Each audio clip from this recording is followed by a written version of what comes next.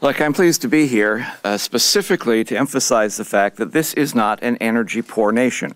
We have the resources. This administration talks about production, but their actions are far less than matching of their rhetoric.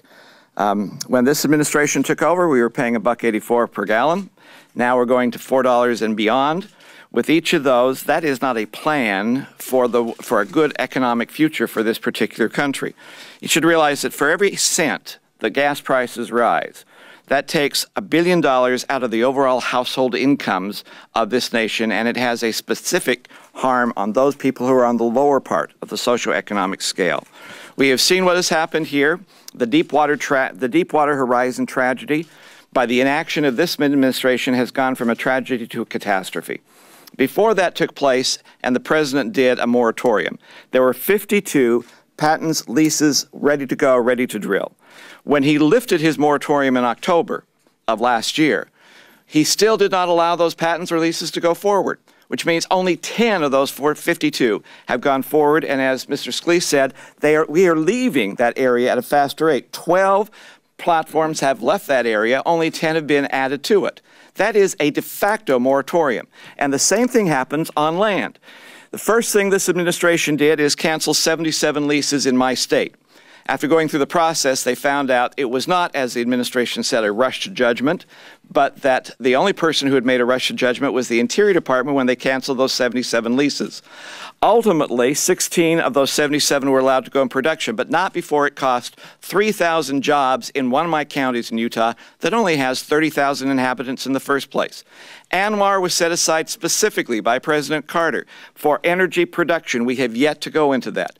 And the wildlands policy that was attempted to be instituted by this administration is merely an end run around the Federal Land Management Planning Act to try and once again create more havoc and create more uncertainty in the market.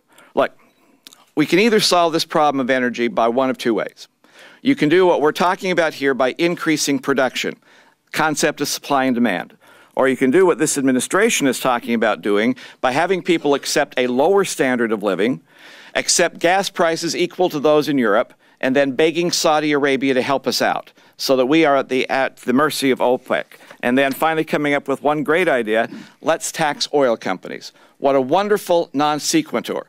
How are you going to produce more oil by taxing oil companies? How are you actually going to believe that that tax will not be passed on to the consumer at the same place?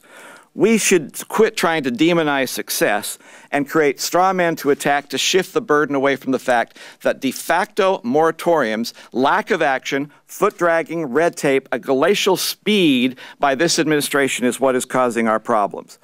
We do not have a tax problem in this nation. We have a production problem and we have a jobs problem. And what we need to do is find the solutions to that so that Washington is not trying to pick winners and losers, but that all Americans can be winners. And this plan is one of several plans that will be produced by the House to try and move us forward. We have the ability of solving this problem.